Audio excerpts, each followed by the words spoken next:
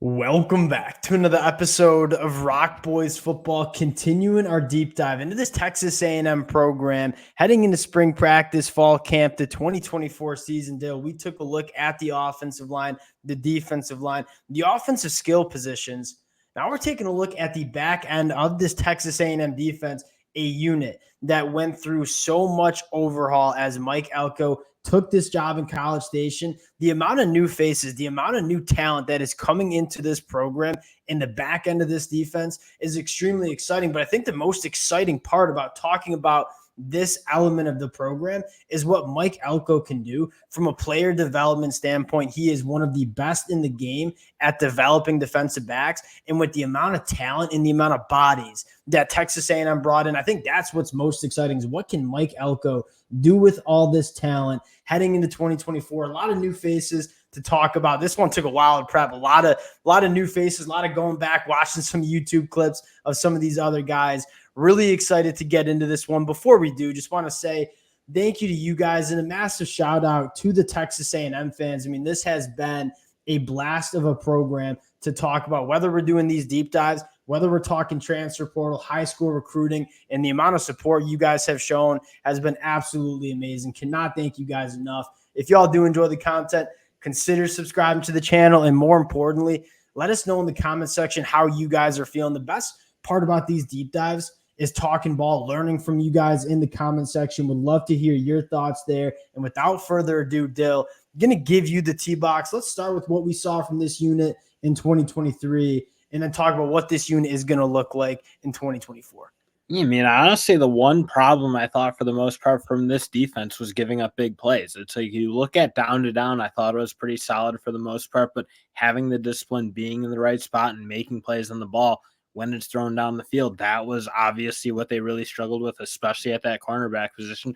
You see them go in, grab a couple really good cornerbacks in Saunders and Will Lee, and then I think you kind of nailed it. Like, Mike Elko, you kind of saw what Duke did in the back end. I mean, that's probably the most disciplined unit I've ever seen. It never felt like they gave you anything easy, never gave up big plays. It felt like enrollees in the right spot and then tackled. And you look at how that Duke team had success. It wasn't because they were loaded with 4- and 5-star talent. Like, that was just a very disciplined team that made the throwing windows extremely scrunched down. That's probably what you're most excited about is now Mike Elko gets a chance to work with an extremely talented roster in the back end. And can you implement those same practices in College Station? A couple of things that jumped out of the film. And again, it's not really worth talking that much about the 2023 year because it is a completely new unit with a completely new coaching staff.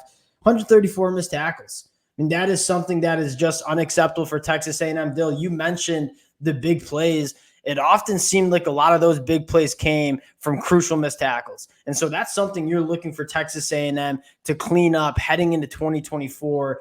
Looking at this 2024 group, though, I want to start with the linebacker groups. We're going to throw in the linebackers in this conversation. Really excited about a guy like Torian York. It is so rare to see a true freshman come into the SEC at that linebacker position where you have to be ready, not only physically, but between the ears. I mean, Torian York was phenomenal. 33 run stops, a average depth of tackle of 2.2 yards, only 10% missed tackle rate. I don't know if you could find me a true freshman at that linebacker position that played better than Torian York in 2023. And you look, it's not just like the stats you kind of watch down to down. I mean, takes on blocks really, really well, had good instincts, was beating blockers to the play, in doing those things that you kind of like think you'd see from older players like Edrin Cooper, obviously that type of guy. He had those instincts, played really physically, and I mean, he wasn't even a guy who came in like physically totally ready. I didn't think. I mean, you saw his ranking obviously lower down there compared to a lot of A&M kids out of high school and maybe not had the physical tools yet. But as he continues to build those and with the mindset he has in the understanding of how to play the position, I mean, I think he's going to be a hammer. What the craziest part about Torian York as a true freshman, that he was like the captain of that defense, like calling some audibles, checking at the line. You never see that. I was watching some film kind of later on in the season. I'm like, is that true freshman Torian York making the calls for this Texas A&M defense? That was incredible. Now, I think the question is, what's the other linebacker position looking like? You bring in a guy like Scooby Williams, who many Texas A&M fans who've listened for the last couple of weeks, I think you might see him more as an edge rusher at Texas A&M. But again, the guy that was super talented, coming out of high school. You go and get Alex Howard in the portal. Though I'm going to put my flag in the ground. And I don't know if I'm getting a little recency bias with Torian York coming in as a true freshman, being a dude. Jordan Lockhart coming in from St. John Bosco.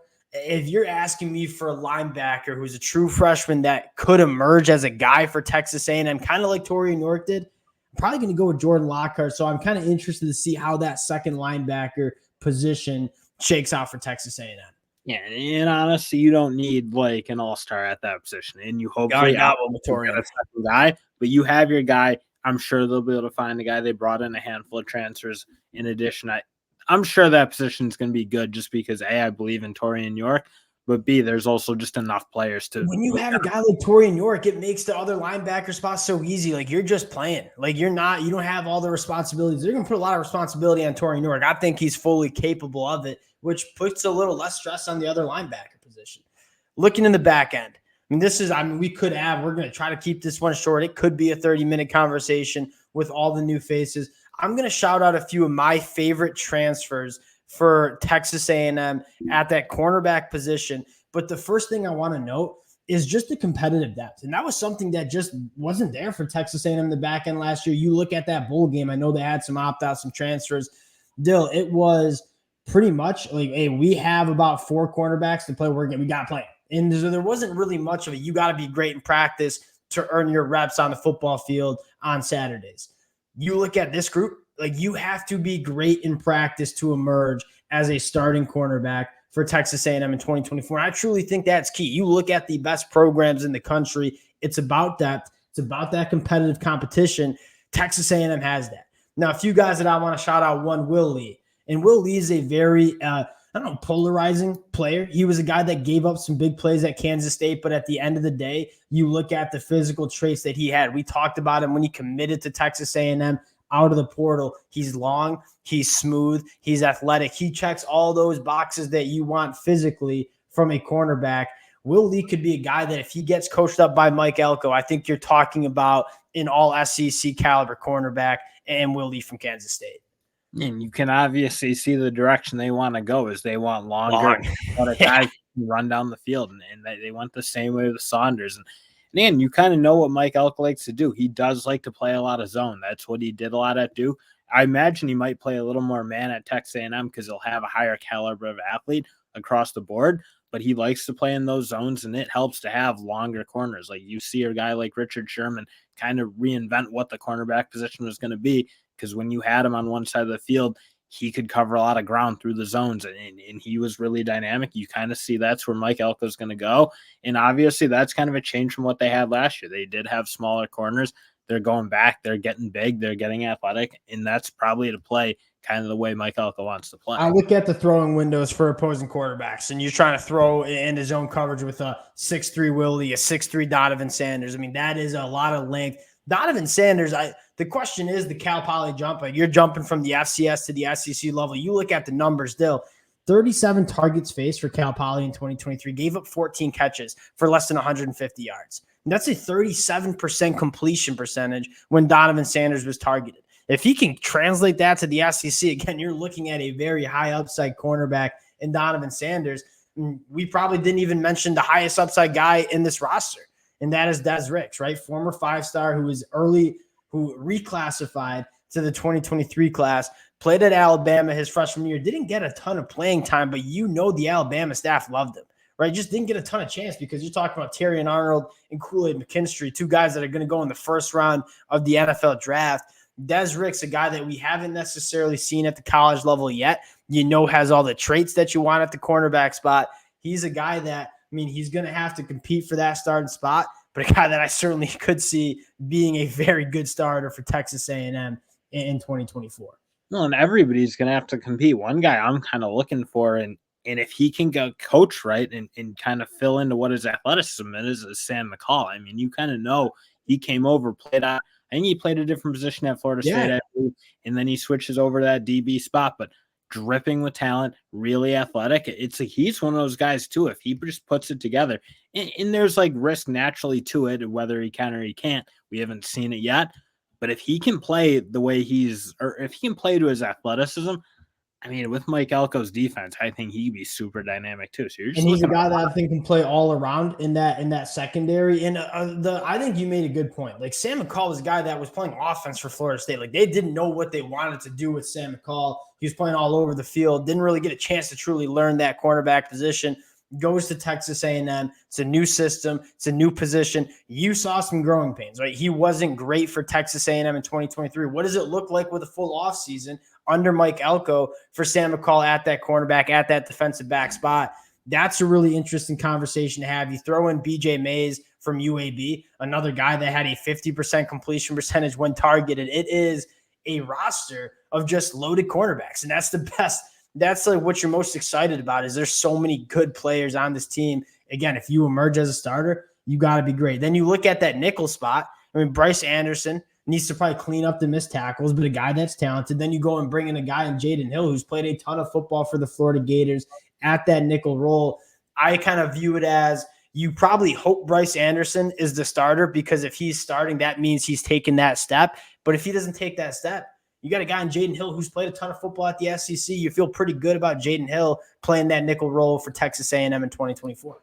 Yeah, no, across the board, you do have the talent. Obviously, guys are just going to need to play better. Bryce Anderson definitely being on that list of, I mean, you've seen good moments for sure, but then you've seen too many bad moments, and that's what kind of loses you games on defense. But again, he's got there's something there, I think, because he even looked okay as a freshman. He flies around the field, and I think you said it best. Like the number one word you're looking for Texas A&M in that back end is consistency. You go back to the Miami film where it's like that was the epitome of lack of consistency, like blown coverages, missed tackles.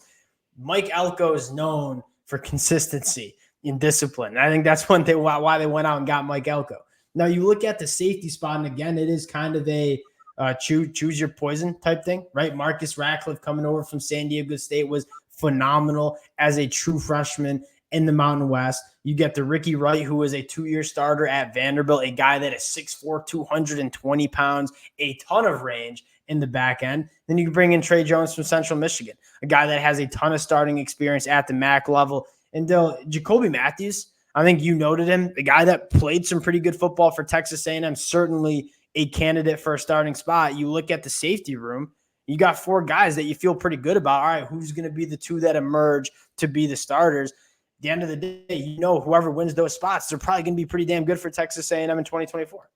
Yeah, 100%, because you're kind of right. I mean, at the end of the day, what Mike Elko did is they're probably not as aggressive in the portal overall as people thought he would be, but in the positions he needed to be, offensive line. They brought in 23 transfers. They were extremely. Like, you kind of look at like a USC, they did like 48 or something their first year. So you've seen like coaches go heavier than what A&M's gone in the portal as a first-year coach.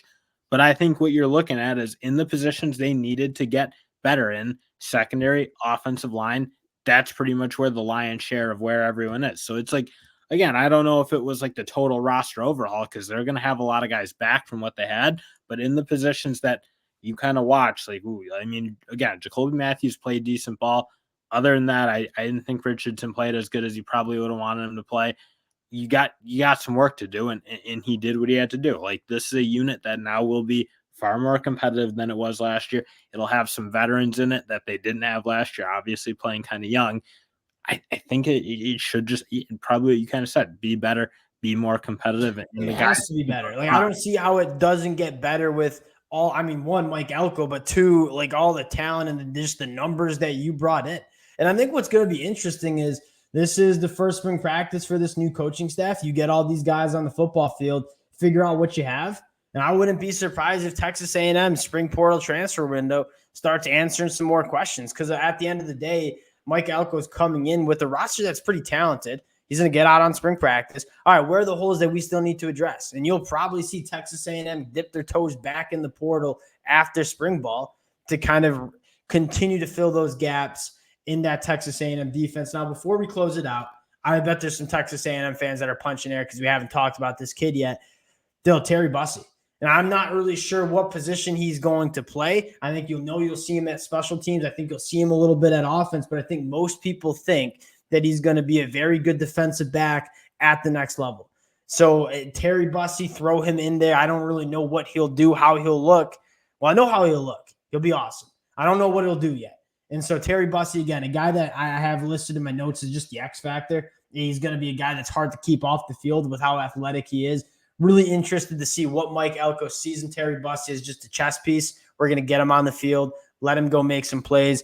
That's about it. We covered a lot of new faces. This will be a very interesting group to read the spring practice notes, see who's getting the first team reps, see who's looking good, see who's emerging as those guys for Texas A&M the back end. But at the end of the day, a lot more depth, a lot more talent, and a unit that you kind of expect to take a massive step forward in 2024. Appreciate the Texas A&M fans rocking with the boys again. I mean, this is a program we have a blast talking about, ton of support. If y'all do enjoy the content, consider subscribing to the channel, and we'll talk to y'all later.